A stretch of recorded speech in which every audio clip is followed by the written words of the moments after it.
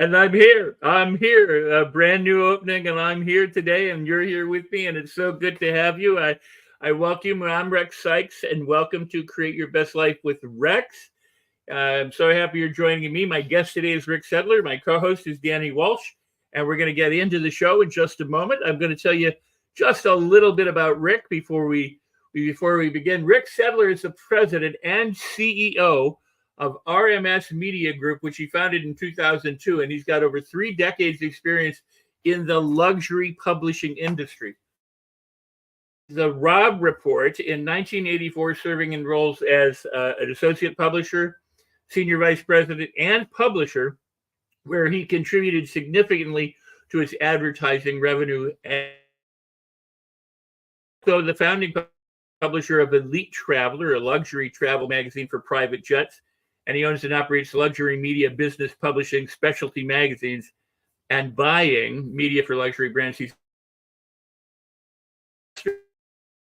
and a seeker of the ultimate lifestyle, and he's here today to share some of his insights into the minds of millionaires and billionaires.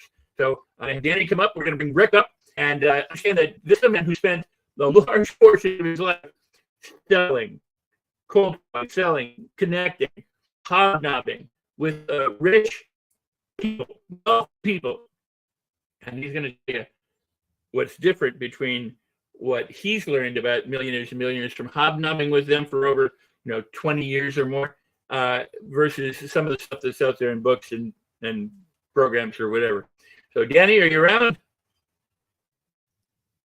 I'm here, dude. How you doing? There he is. Danny, how are you doing? Doing very well. Different climate back in the UK. I know I couldn't make it last week.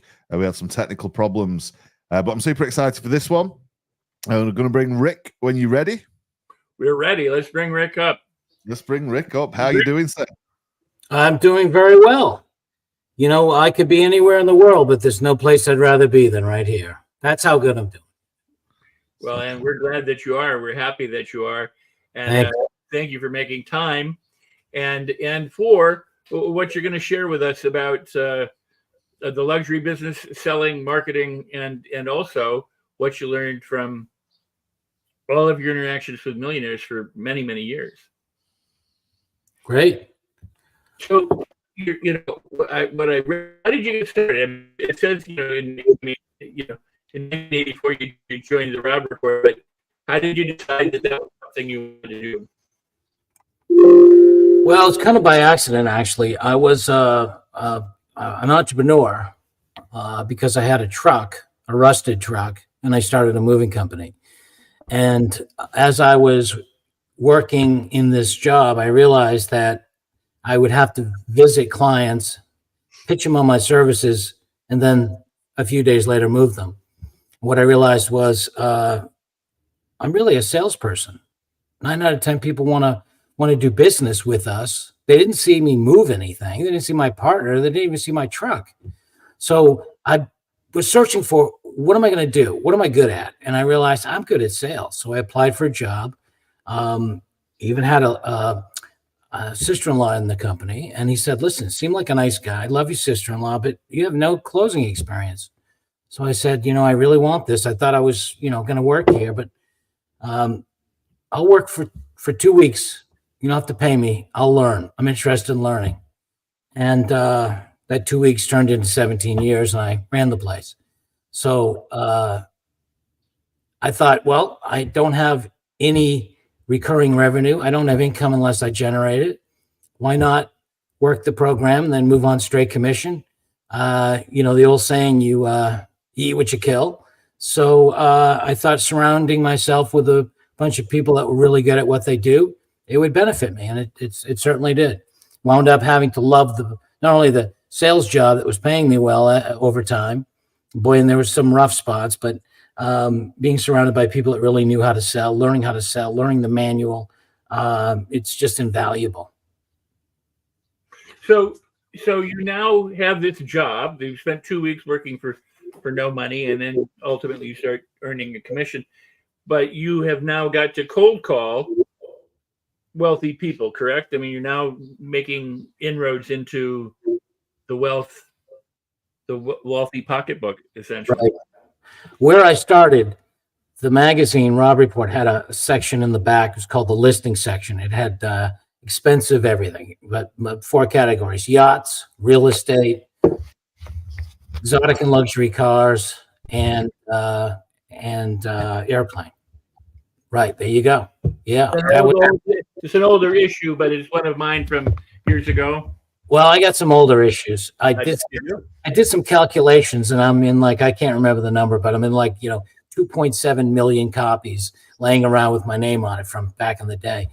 But yeah, so the idea that I thought I was kind of raw talent, at least I thought I did, and then learning really how to sell from an expert.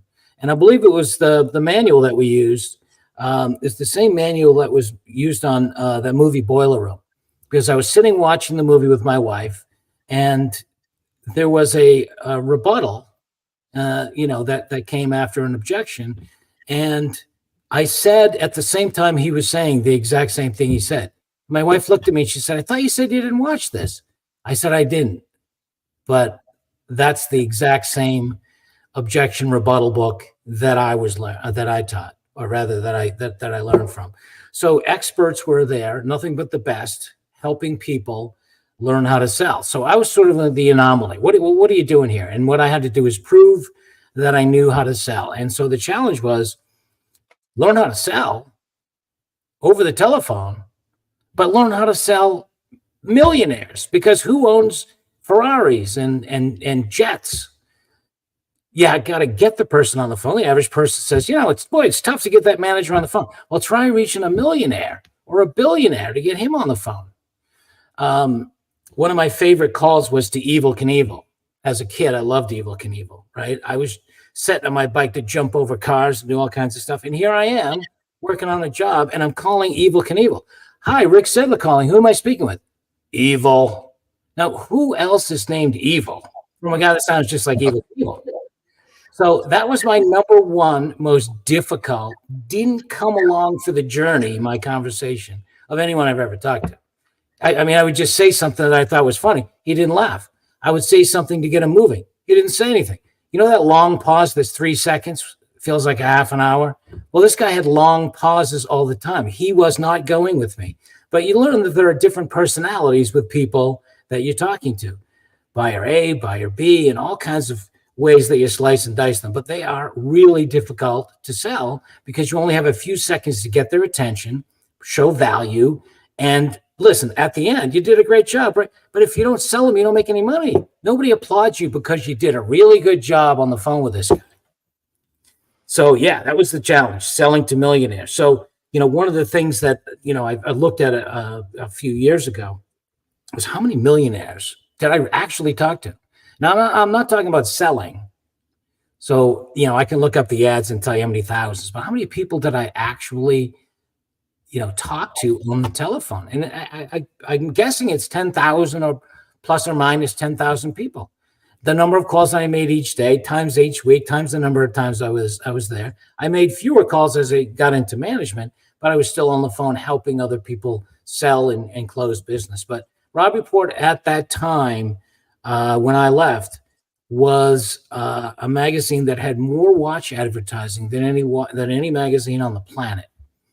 And we actually had to do a moratorium on watches. You know what happens when you go to a club and you see a big red rope that says "can't enter," filled up, closed, and the club next door has a big open sign that says, first free drink is free? Nobody wants to go to that place. They all want to go to the one that's closed.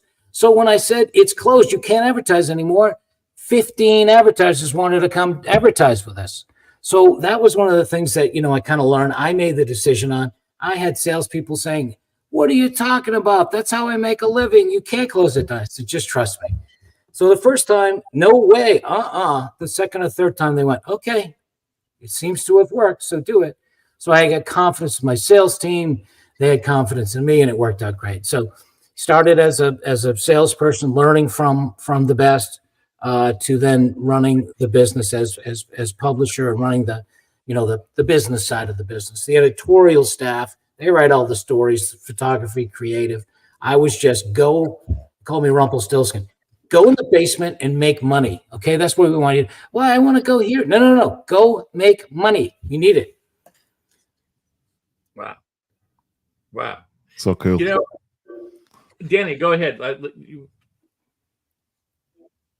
I'm just thinking about that. You know, you eat what you kill, and I'm just thinking about that first kill, because sort of like 2 weeks to figure this stuff out, and you wasn't going to make any money. Can you remember the actual, you know, the initial, oh man, this is not working, to that elation of I've done it, I've actually killed one? Where did that sort of get you to from, is this going to work, or were you a natural? What was that first 2 weeks like? The first 2 weeks was, you know, kind of brutal, but I expected it. And, you know, my dad was always hard on everyone. And so, you know, I used to say, listen, if you think this is tough, you should live with my dad, you know? So you had to have thick skin. And when I entered into the sales room, there were 12 desks and everyone was sitting at a desk. And I said, where am I sitting? He said, well, you gotta join Spencer over there at the end. I said, I got to share a desk. And he said, yeah. And I said, well, what happens? I'm going to share a desk forever? And he said, no, usually we have somebody that blows out by the end of the week. So you'll have your own desk soon. So that was inspiring, right? Yeah. So people worry about the longevity of their business, right? You know, rather their job position, right? You know, I'm looking at making sure people love it here and they stay. Well, this guy just tells me before I even get my official job, after my 2 weeks, that most people blow out in a week. So a lot of people came and went. You know, it was a tough job, but you know, at the end, when you get to the point where you stay, you are unbelievable. And so the thing is, I never even thought of what would happen if I fail. Never even thought about it. I knew I was going to find a way to do it, and I practiced at night on my pitch. I talked in front of a mirror. I talked in front of my girlfriend. She's like, "Would you shut up? You already went over that." And I was like, no, I got to get it better. And then when I learned the pitch really well and all my objections and rebuttals from the manual, my boss said, you sound like a robot. You got to act it out. You've got to act natural. You got to have voice inflection. You got to stop and sound like you didn't memorize it and that it's coming out naturally and all these things. And I was cooking tomato soup at my house with ketchup. I heard a radio advertisement for go to the beach and jump in February on the Northeast and get $20, which I needed for food. I had no money, but I said, I'm not quitting. I don't care. I'll live in my car. I'm not quitting. And the thing that I realized later on in talking with a lot of successful people is they don't quit. They don't believe failure is going to enter into the equation. Now, it doesn't mean they don't fail, but they just believe that they're not going to fail. And when they do, they say, oh, no big deal. I'll just move on. I'll shift. I'll change. And so a lot of things that I didn't know later on that others did. So it was a great experience. But I just went in raw. I spent a ton of money and a ton of time with books and seminars because I knew that I didn't go in with anything. So I didn't have to pretend. I just wanted to be a sponge and absorb. And so when I started to make a sale, that I said, I controlled that sale. I did that. That it was nothing that I turned into a sale. There was a moment where it just clicked and I said, I got this thing. You know, and it kind of reminded me of learning how to ride a unicycle. I knew that I wouldn't be able to ride a unicycle with a lot of falls. I just hope I didn't bang myself up too bad. I knew I was going to fall. But that moment where I actually ran down the whole driveway with my unicycle, I said, okay, it's just a matter of length after this. I just felt it. And that's what I felt like in sales. Still a lot more to learn, but there's a great feeling to know I actually can do this. I just did it. Well, one of the things that I like about what you just said, too, is that you said failure doesn't enter into it. And the successful people don't consider failure. I mean, truly, it's not failure if you don't call it failure. It's the person who says, oh, I screwed up, I failed, it's done, it's over, I quit. You know, and Napoleon Hill always said, you know, it's temporary defeat perhaps, but it certainly isn't failure unless you throw in the towel. So I love that you point that out and that part of the equation for success is that mindset that you must have, that attitude that you must have, that I can do this, I can do it, I can learn it. If I don't know it, I can learn it. And then you said I spent books and programs, and I invested in myself in order to do that. So the difference between selling millionaires and billionaires, because think about small business to business. Some magazine rep, some radio rep, some TV rep walks into a store or into an office and say, I'd like to sell you some advertising, and they meet with the owner, and it's face to face, and it's just somebody who owns the business. I mean, they could be very wealthy or not, but the point is, for some people, that is terrifying. Just talking to another person and trying to get them to part with their money for whatever the product or services that you're offering, and you're cold calling people on the phone who have lots of wealth, and yet that didn't faze you. You learned how to do that. But what do you say the difference is? Because somebody who's made lots of money knows how to make money, and they may know how they want to spend their money, whereas somebody who's not that successful may not. I mean, how does the average person wrap their brain around the fact that I might, like selling jets instead of cigarette lighters? I mean, yeah. I mean, there's a whole different kind of thing. What do you say when you approach somebody and they have lots and lots of money? What are they looking at? What are some of their values or some of their traits that would either blow you out of the water or invite you in? So I can think of a couple. You really have to identify, sort of which personality are you dealing with, right? So there are people that have, if you read about them, if you saw them online, if you knew what they did, you'd be intimidated, right? The best plastic surgeon in Beverly Hills. He's a smart guy. He's driving a Ferrari because that's what we wanted to get him to advertise with us. And so you're a 24-year-old kid, and you're talking to this guy, and he's a doctor, and you're somewhat intimidated. But you get by that because the people that are very successful, that have very vertical and specific niches, are interested in learning from those that are not in their particular field and that are expert in what they do. So the first thing you have to do is to impress upon them that you are expert by confidence, and by very quickly explaining to them that you're here to help them with something that is on their task list. And so you illustrate the burden that they're faced with that you can help relieve them of. You have a car, you have $1 million Ferrari, and I can help you get that sold and find a buyer. Guess what? They're listening.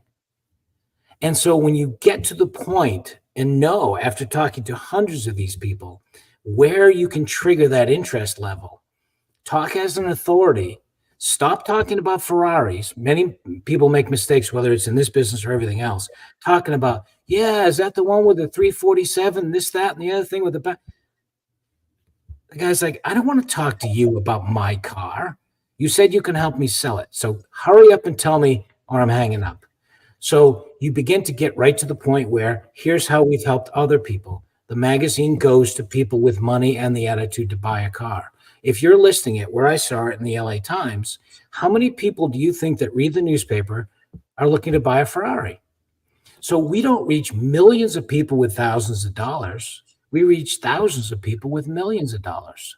And so even if the person that's reading the magazine at that particular time doesn't want your car, millionaires hang around millionaires.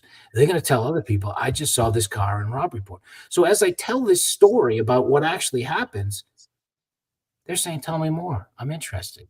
Because how many other people are calling them to talk to them about selling their Ferrari and seem to know exactly what they're talking about to reach the people that can afford the car? People that they deal with are, okay, that classified at $6. Your deadline's tomorrow. Make sure you say, right?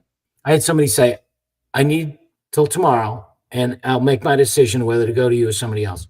So he called me up. He said, I'm going with you. I said, well, you got to tell me why. Why'd you go with me? He said, because everything that you said about my car, you said, I know you'll sell it. I'm convinced. I will help you sell it. Everything was positive, no weak words, no I think, no maybe, no I don't know, but I know I can help you sell it. And you had so much confidence, I decided, sure, there's a lot more money, but am I going to go with the confident guy that said he can help me sell the car? Or the guy said, give me the 45 words of copy by tomorrow, right? So he said, I went with you because you were confident. So all of those things that we learned, right? I was dealing with somebody that told me in the first 15 seconds that he has an IQ of 135. Don't give me any BS. Just tell me how to do it. So he's the bottom line guy. If I don't talk bottom line, he's hanging up, right? I've got to be the person as I mirror who they are, down to even having a weird accent from Texas, right? And you got to be bold. I was talking to a guy with a company called Cowboy Cadillac, and he had Cadillacs that he put on truck bodies. He called them Cowboy Cadillacs. And I couldn't reach him.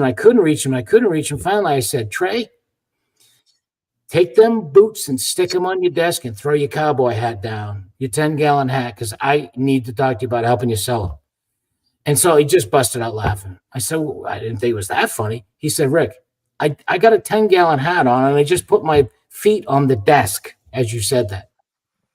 So what he liked was the unique, the bold, I got something that I'm confident that I deal with people like you all the time. I know what you look like. I know what you do. I may have a different accent, but people gravitate towards that and they enjoy the conversation. Make the conversation enjoyable. Too many flat, boring people that they push off, and they really want, the people that are energetic, have a story to tell, and appear to have something that they need that can help them. So it's not pushing features and benefits. It's just having a conversation, getting those people to see you have value. I like you. Rich people like value, or they like you to just shut up and they're going to tell you what the way things going to work, and you're going to agree with them and sort of sneak in the things that you need to get across. Well, it sounds like, so much of the conversation is just based on what results can you produce for them. You either solve their problem or you move them forward in some way, but it's result based as opposed to all the, hey, you go fishing, I go fishing, you go Ferrari, I have a Ferrari. I mean, there's a bottom line. By the way, Eric Swanson is leaving some wonderful comments. I love Eric. He's a good friend. But if you're watching the show and wherever you're watching, you too can leave comments or ask questions of Rick. Just put them in the, wherever you are. We don't always see them because we stream to multiple platforms, but we're going to make sure that we get as many of them up as possible. Rick, I want to thank you. Danny, you got a comment or question for Rick?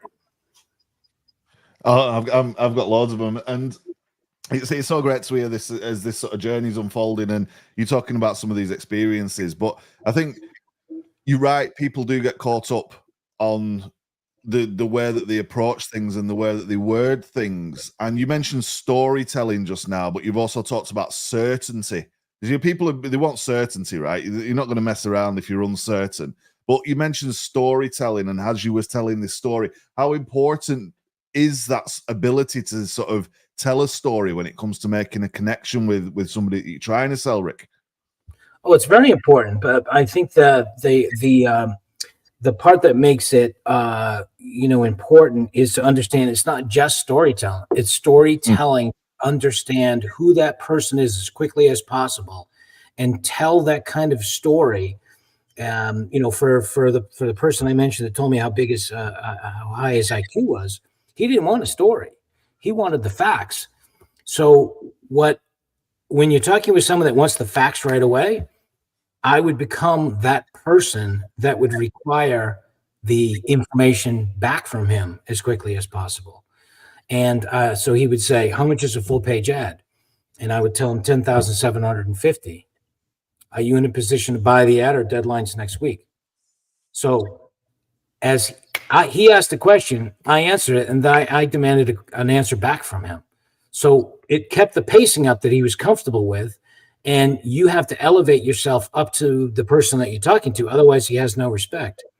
So he was the first guy that I actually sold a full page to, that he had available, that we got in the next issue, that was FedEx. The material was FedEx to me. and he had never seen a copy of the magazine because I had everything about the magazine. And when he said, I need to see a copy, I said, well, you need to see a copy of a magazine that was published before your ad comes out? How's that going to help you? Listen, the magazine could be printed on toilet paper. It's who reads it. Now, it's beautiful. It's a glossy magazine, but you're not buying an ad. You don't even own it. You're buying the audience that reads the magazine. And so, he was convinced. But after I left and went into management, a new person came to call him, took over the account. And I said, beware of this guy's a little rough around the edges, but he's a brilliant man. And so the guy called him and introduced himself, and he said, where's Rick? And he said, well, Rick's, I'm taking over your account. Pause. And he said, well, I do this, that, and the other thing. And he said, I guess you'll do. Text this guy. So how'd you like that being a salesperson? I guess you'll do. Happy salesperson calling up saying, I'm going to work your account. I guess you'll do. So some people they'll lose a sale because they don't know how to deal with different people. You need to be able to be a chameleon and change based on who you're talking to. If you don't know and understand that category of that person, which is only about 7 of those personalities that repeat themselves, you move to that person right away and you act the way you need to act to deal with that person. But I love that. Being the sort of that chameleon approach is super important because, like you said, if you're just reading the same script to every single person, you're probably going to be one of those guys that's sort of blown out of there in a week, right? Oh, yeah. I mean, the thing is, people looked at it as a sales job. I looked at it not as the sales job. I wonder if I like the people, but I looked at it as I was like a kid in Disneyland. I was like, I can't believe the way these guys are carrying on. I want to be these guys. And if I can sell this, I can sell anything. This is my whole career right here. And I don't want to mess it up. I don't want to not be successful. And, as it turned out, what I really was focused on is just, getting my bills paid. But what I realized is it's the most fantastic job anyone could ever have. People were saying, Rick, why'd you quit to start your job? I made friends and met people because I told them I knew you. So, it's like I never had an ego about it. I've amassed, I'm still thinking I'm the struggling guy. And, I kept my ego in check, and I'm going in to do events and stuff, and people are asking me for my autograph. I couldn't. What do you want my autograph for? Anthony Quinn had a watch that he wanted to do, and we did a big show for him in New York City. And, the guy's asking me for my autograph. People love the Robb Report. That's the thing. You get somebody that, is a big fan of the magazine. If you were able to find somebody that actually subscribed, nothing's ever easy, but it was easier. And, I would say, well, Rex, you got a car for sale. Why didn't you call us? And so I developed the art of getting from A to B in one simple question and get the person talking. And other people would be going on the script. And we do this and it reaches these number of people. And I was like, what's the first thing that comes to mind? You're a subscriber, Rex. What do you think of? Why didn't you call us? And Rex would tell me basically what the objection was, if there was an objection. And if he didn't give me an objection, I go, I don't know why. It makes sense. How much is it? Well, one of the things that I love about you, and I love being able to hang around with you, because we learned so much from you just by listening to you speak and talk and share your experience, because you have both sides. You talk about what you do that works, but you also talk about the things that you did do that didn't work and how you learned from that. So that's what's so wonderful about you, is you're a learner on the go. You don't let always. That's successful people, is that, and I'm talking about super successful people. There's no real definition of wealth. What is wealth? What is a millionaire? I saw something the other day, and it said the average millionaire drives a Toyota, and all you people thought they were driving Mercedes. Well, guess what? The average millionaire, when I was talking to millionaires, was very impressive because it was 25, 30 years ago. And million back then meant a lot different. The average millionaire, if you just want to define you made it as a millionaire, that's a house you bought for $328,000 20 years ago that's now worth $1 million, and you're a millionaire.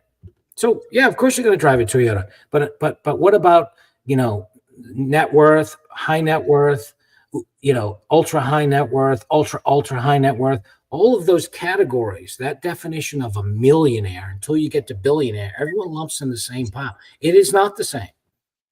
And so millionaires don't drive Mercedes. Well, I've got a very good friend that, that said, what kind of car? I don't want anything flashy. What do you think? My wife does. See, it's just not like that, right? Guess what he's driving now? Doesn't want anything flashy. We're not like that. And he's driving a Range Rover, a Bentley, and a Ferrari. That would be my guess. Because if you're a millionaire, no, you're not going to buy those things. But if you're raking in multi-millions of dollars a year, some things change and some things don't change. For example, if you're frugal and every step of your life before you had a lot of money, you were frugal, you're going to be frugal with a Ferrari. Come on, 225. I'll give you a 200 right now. Okay. You're not going to, people have this impression that, millionaires just walk in with a briefcase and throw it on the table and say, keep the rest, it's for a tip. I'm driving it home. No. Maybe if you did that when you were a kid, you might still do that. But most people have, habits and traits that they carry with them with wealth. It just exaggerates. If you had a propensity to buy a whole bunch of people a drink at a bar, and now you're worth 10, 20 million, you buy a whole lot more people at a bar, right? And if you didn't, you probably wouldn't. So Rex, you were talking to me about something, and I shifted a little bit. Remember the question? Yeah, well, I do, but everything you said was wonderful, and I appreciate that. I said, there's also the things that you had to learn not to do. Yeah. Well, you know what? I did an experience with my salespeople, and the poor people that have to listen to me, right? I've just got like so much stuff in my head that I've done, that I've learned, that I share, that they're like, whoa, Rick, that's too much. So I said, listen, I've got a list. There's 100 leads here, and 50 are not going to buy, and 50 are going to buy. Which ones do you want me to mark? So they said, oh, the ones that are going to buy, absolutely. And I said, well, do you think if I told you which ones weren't going to buy, that would be just as valuable, leaving the ones that are going to buy? I never thought about that. And I said, that's like mistakes. If you cross off the things that you learned, that you made a mistake that you hopefully won't do again, won't that leave you with more things that when you try, you'll try fewer of those mistakes, hopefully none, and you'll be left with more things that have worked? So it's okay to cross off mistakes. It's okay. I had somebody that I knew invest in real estate, and in 2008, he lost everything. I said, man, I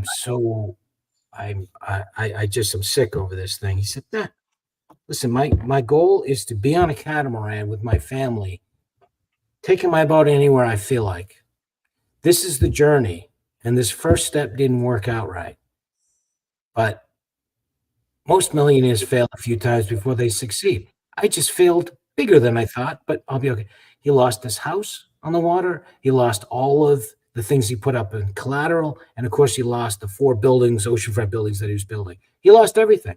He didn't have anything. I had to move his furniture. I didn't know where to put it from his house. And he said, that's okay. Because his sights were to be on that catamaran. That's how wealthy people look. Most people look at, I can't go through a failure like that ever again. I give up. I tried. The common trait with wealthy people is they recognize, they don't ever believe that they will fail, but they realize that sometimes they do. But failure is a bigger picture. This was just a walk and a pathway through to where they want to be. And they know, and it doesn't bother them, that every now and then they're going to mess up. The average person that quits, that doesn't become wealthy, gives up then, it doesn't want to do it again. They're scared. Their family comes in. They're called idiots. Who would do this? And they can't take it. And they say, I give up. And they take a full-time job. They tried. Amen, brother. Yeah, Amen. Amen. you see it all the time. It's like the little, image on social media, the guy digging for the diamonds, right? And he quits like that far away. It is a total difference though in that mindset that I guess separates these two worlds. But somebody who might be thinking, but yeah, I've quit in the past, but I'm not going to quit ever again. Is that enough to catapult somebody forward, even if they're like older in life and maybe they're thinking, oh man, I was that guy? Is it possible to move from that world into the world of the wealthy? The first thing that I always talk about is there are certain things that I have, lived through, things I've done personally. That I was flat broke. I'm doing pretty good now. You know the saying, be surrounded by 5 people and you'll become one, right? The same as if it's been positive or negative, right? If it's negative and you're dealing with drug dealers, you can become a drug dealer, right? Mm-hmm. So I'm dealing with millionaires. What do you think I'm thinking about every day? After I started thinking about, am I going to close them? I want to be them, right? That's who I'm dealing with. So that certainly helped. But I knew a person, halfway through my career, and he invented the car called a Vector. And his name was Jerry Weigart.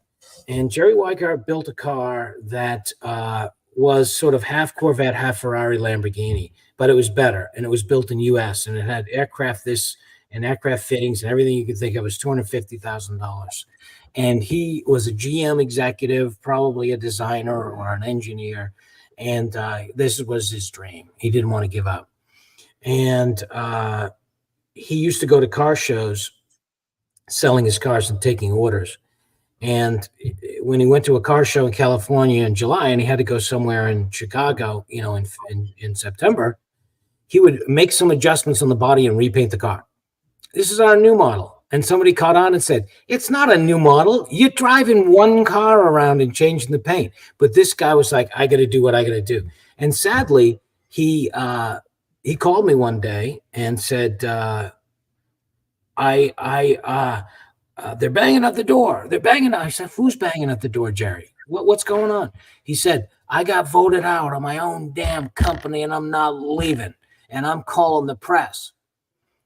So first lesson that I learned from Jerry, who's calling me from under his desk while people are I'm hearing them trying to break in, is that don't give up more than 50% of your company, even if it's your dream. Be smart about it, right?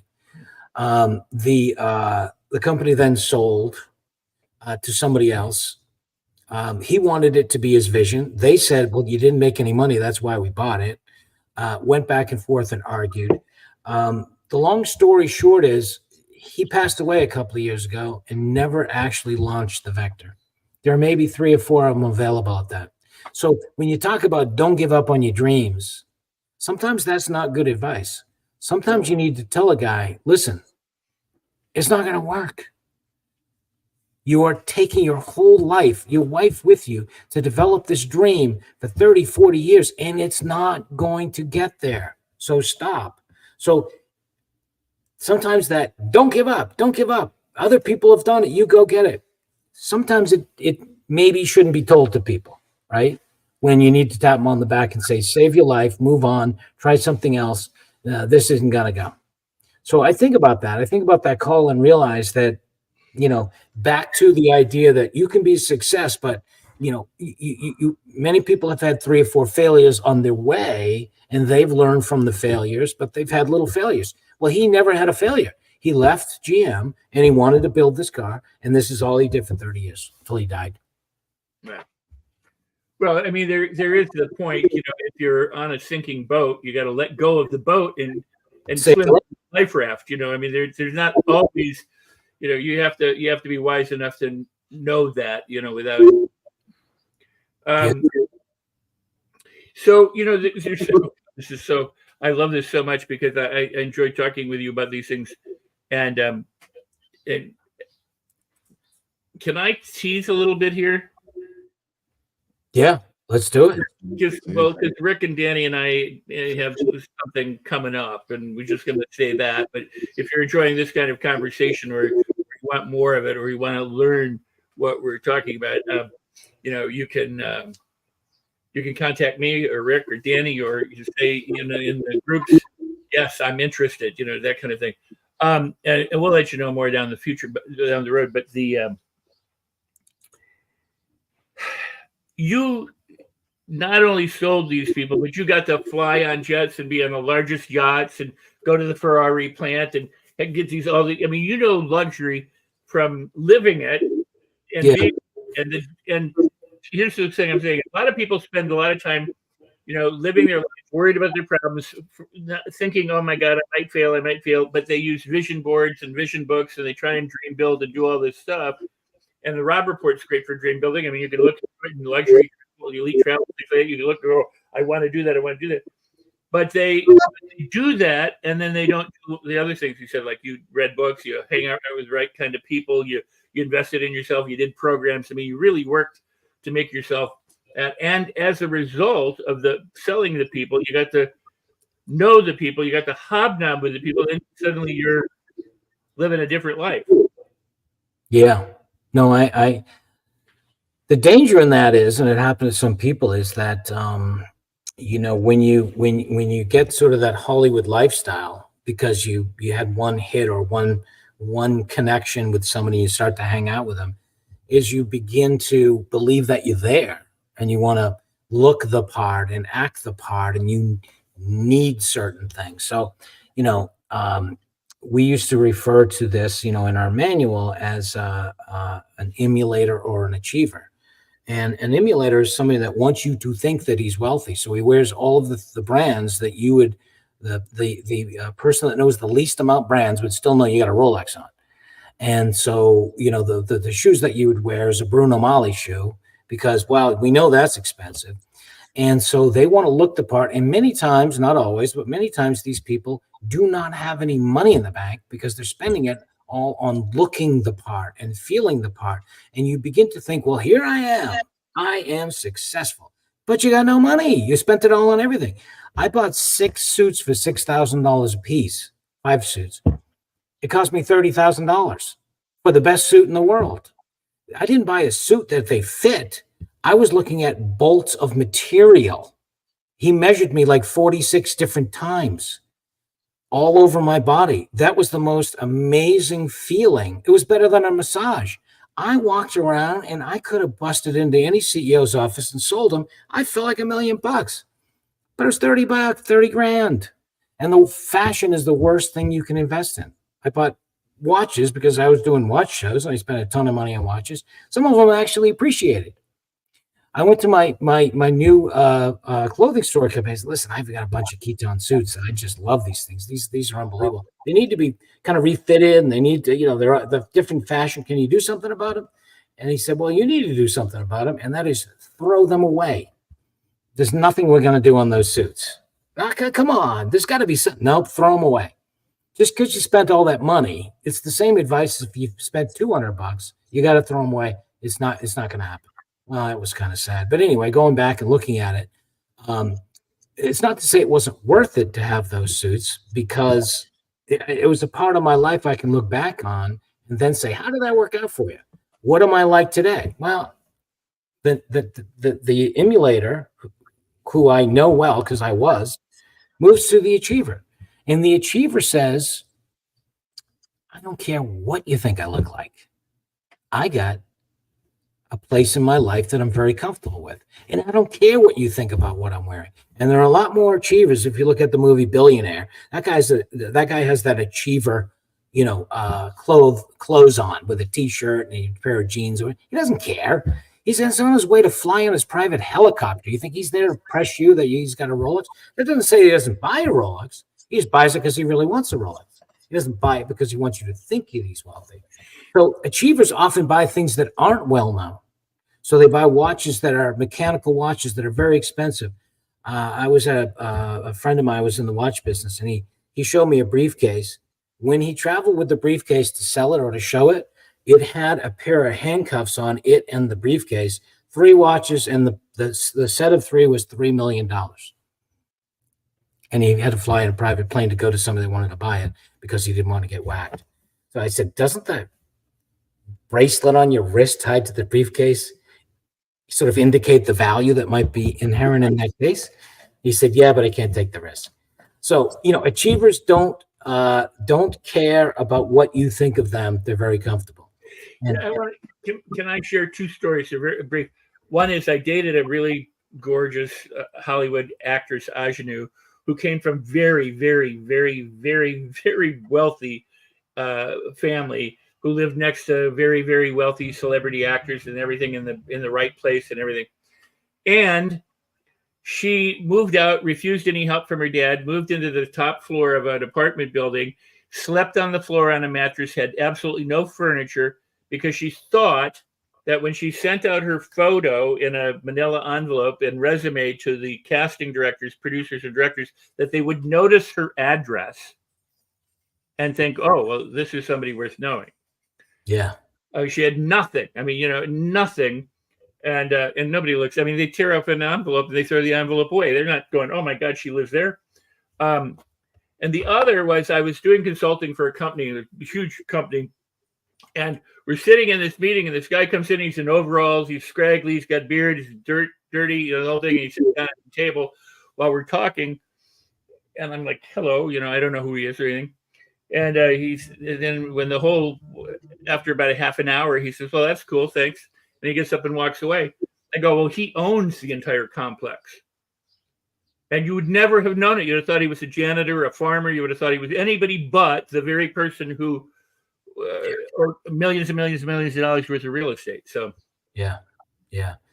I went to an appointment in Manhattan, and a sales guy was with me. We went in as the manager, and I was saying, okay, wait a second. The guy walks in, he, goes in the toilet, and we thought, well, he doesn't look like somebody we should be concerned with. We kept talking. What's he like? Give me the 3-minute lowdown. What's your history with him? How close is he? What are we going to pitch him? This, that, and the other thing. And, we're starting to talk like, well, the guy's kind of an ass. He's going to be difficult. I think he'll probably grind us. We said some other things I don't want to say. And we heard a flush, and the guy walked away. And then we walked in. Hi, we need to see Mr. Jones. And who comes out but the guy in the bathroom? Yeah, that's my experience of, you can't tell who the person is, right? When you just look at them. But that would be, if I were to coach somebody on, how do you respond to someone coming into, the jewelry store or the car lot? Don't ever do that, right? That's one of those things I did. And I almost feel like the things that happen to me happen for a reason. So I would learn for later on. And I look back and laugh at those things, and they're great stories. But you just never know. You can't look at somebody. We had a $6.5 million Bugatti we wanted to put on the cover. And the person that owns the Bugatti is going to stand in front of it while we shoot, and that's going to be our cover. I get a call from my creative director. He said, you know where this place is? I said, well, it's in Texas somewhere. Yeah, it's on a farm. This guy got off his tractor in a one-piece, and he's standing next to the car saying, is this good? His boots are full of mud. What do I tell him? And I was like, ooh. And I, kind of walked him through what you got to do some shots, as you're moving along, get to know him. Don't stop and have a meeting and talk about a guy who's going to be like, hey, are you coming to take my picture? Get to know him, do some shoots, with the car with him and not his boots, do all kinds of stuff. Once you get to know him, kind of say, now, let's try one where you might put on, something that you would do when you're not working, just kind of, we'll do an upscale shot and we'll do this guy. And so the guy, shifted into something else and saved it. But people don't care. You're doing a shoot. I agree. It's my car. Take me. This is who I am. So, the business is so fun. It's always a challenge. There's so many different things that happen in I can't even say. I don't know. We're almost on an hour. I mean, it's not even. If we sat for 24 hours, I wouldn't shut up. That's We've not scratched the surface, right? Yeah, right. And we're good with that. We're good with that. Yeah, it's all good. We will have a hard stop, I guess, at the top of the hour, but there's more to come. And if folks are loving this, as I know they are, Paul's in the group. We're getting lots of comments in the group. We've got speaker Eric Swanson's here. We've got Alyssa who's been passing through. Paul's on the group and he's on YouTube with the looks of it, so that's kind of cool. And anybody else who's watching us on other channels as well, I can't see everything, but this is definitely great discussion, and it is so interesting to hear people's, like, a view of people's opinions and what they might form in that opinion and how far away that is from reality. I think there's some important lessons for everybody watching live or on the replay in that, no matter where you are in your life, your business, your career, and especially if you're in sales, Rick, right? This is like so important because quite often I've seen this. So, you know, I used to do lots of conferences and it was a complex role. And I'd be speaking there, and I'd just go and sit at one of the front tables. Yeah. Just before I was called up to speak. And before they start building up the speaker, everyone on the table starts whispering. And then you kind of get up and you speak. And there's a difference in what they were saying then and what they're saying when they're kind of frantically clapping. And yes.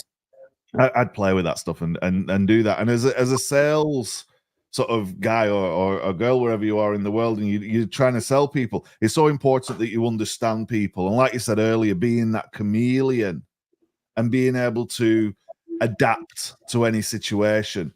And this discussion could go on for a very long time, as you said.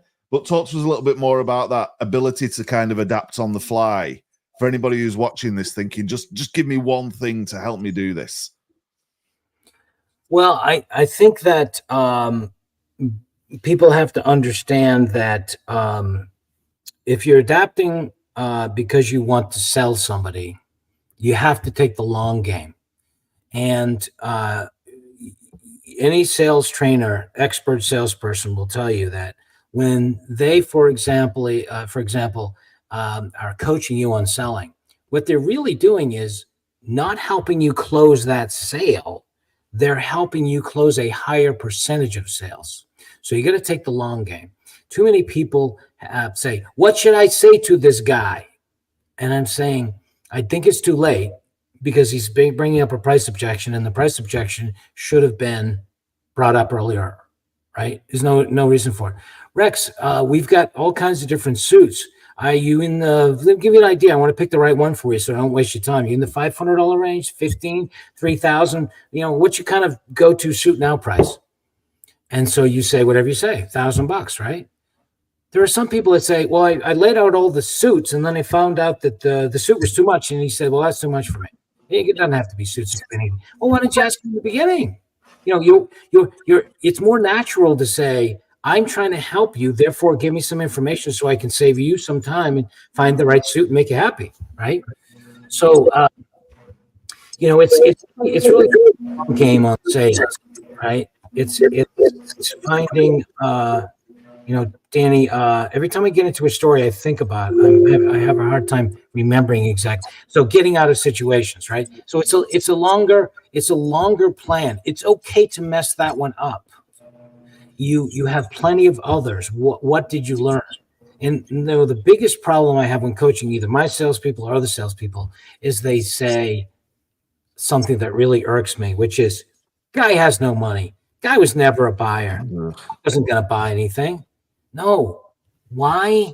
What could you have done differently the next time? And I relay that to my getting it and selling more and being the top salespeople and going into managing and having people twice my age wanting to learn from me when I was at the job for a couple of years. They didn't care my age. I didn't care their age. They just said, the guy's closing more than me. And look at that. How did you do that? And I want to learn from you. So it was all about, sort of processing what happened and say, what's my lesson behind that? And too many people just make excuses for why the guy's a loser and no one was going to sell that guy and move on. So, you just have to identify, and it doesn't have to be to save that particular sale, unless it's the biggest sale in your life and it's $1 million. You just have to learn if I'm in that same position later. So I want people to come to me and say, what would you have done if you were in that situation? Here's what we talked about. Here's what I said. I would say, ask early. Find out a little bit more about what their suits they have, right? I have an expert jeweler friend, and he said, what kind of watches do you like? What kind of watches do you collect? What's your next watch? So he learns what kind of watches I have so that he can figure out if did I just mention 6 $500 watches? He's not going to sell me a $25,000 Breguet. He's going to go, are you ready to lift up, and how far up you going? And the biggest thing is it's people think of it's it's like these closing conversations. No, it's going to be natural. I'm your friend, Danny. You want to buy a watch? I'm going to help you find one. Without sounding like I'm a sales guy trying to be your friend, I want you to say, "Where's Rick?" No. I want to buy. I want to see him. He knows me. He knows my watches. I was at a place buying appliances, and a woman said, "Hi, Judy." "Oh, hi, Mary Beth. How are you?" And there were 4 other salespeople there. She said, "No. I'm working with Judy." I was there for another 15 minutes. She said, "I always go with her. She knows me. I buy all my appliances." Found out she was a real estate investor, and there's some magic there with that salesperson where they clicked. That's what you want to do. You want to find that click so that you don't have to work to get the guy on the phone. He picks up the phone when you call because he likes you. And they buy because they like you. People try to strain the sale and think they have to close. No. Make sure you know what their needs are, what their pain points are, and just simply deliver them something that they want, because they'll want to hang out with you and go buy you steak dinner. Makes sense? So simple. And it's beautiful. Well, we're going to have to close this out, but just as Danny said, there's more to come. There's much more to come, and coming soon. So, Rick, I want to thank you so much. I love it. You pointed out so many incredible things. And one of the things, one of the last points I think you made that's really valuable is the people who don't succeed as much are in for the long term, a short term, where the people who win, people who succeed, are in for the long term. They understand the difference between a know now and a relationship that can last forever. Yeah. So very, very, very powerful. I appreciate that. And I appreciate you, my friend. Oh, I appreciate you both.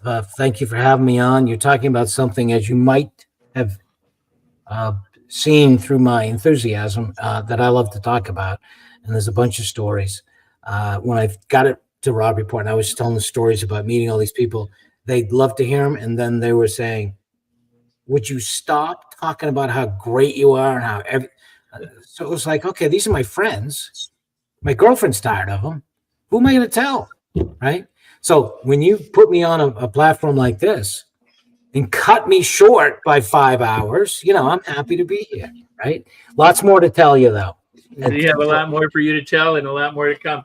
Danny, go ahead. Anybody watching would like to see that 5-hour experience, let us know in the comments wherever you're watching, whether you're live or on the replay. Maybe we could just twist Rick's arm to make that happen in the future. But there are other things coming. We're super excited. We are bang on the hour right now. We've got loads of comments. Just want to thank everybody who's watched. Jonathan has hit the nail on the head. Went quick. Thanks again. Experience speaks, says Paul. Very important. Be curious. Be curious. Very good. Curious. Yes.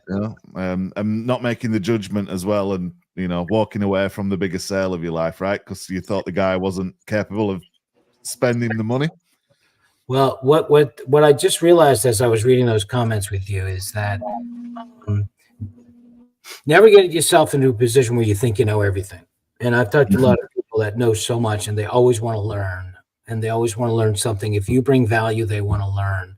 And next time we talk, we can talk about the 24 hours in the world's largest yacht with a billionaire, and and how curious he was to learn about what I did. He invited me on his boat because of my knowledge. So when you bring value and you have knowledge, somebody's going to be interested in that knowledge. It just so happens in my business, it's millionaires and billionaires, because he wants to charter his yacht. How do you do it? I don't know. I'm a shipbuilder.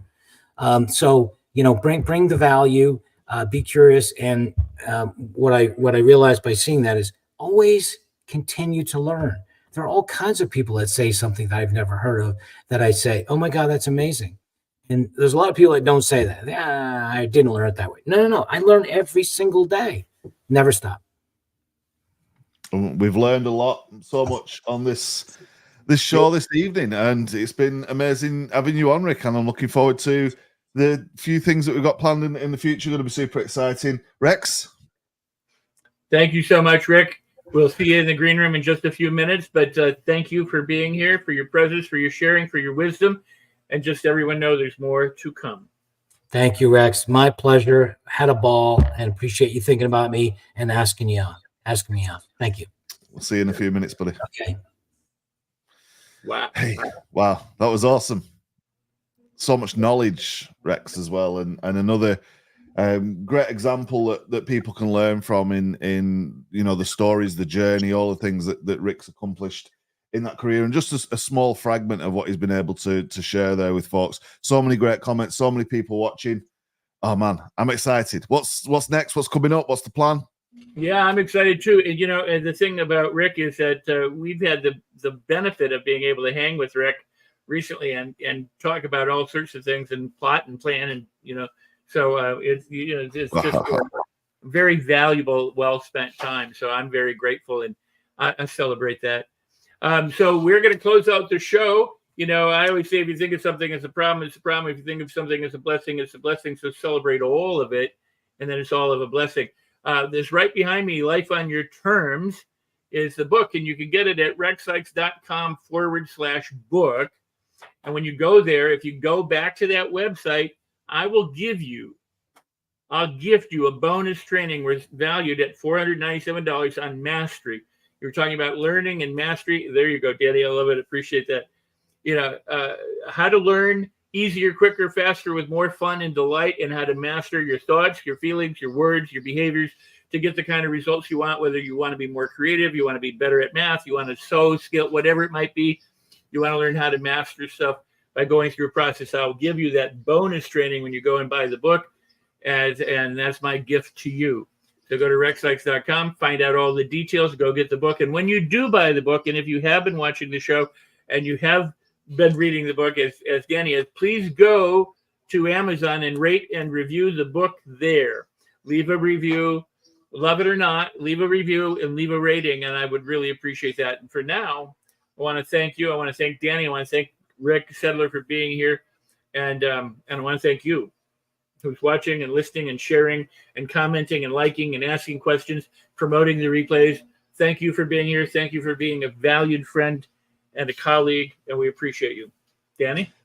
Stay positive, be strong, feel your best. You can do it. Do it.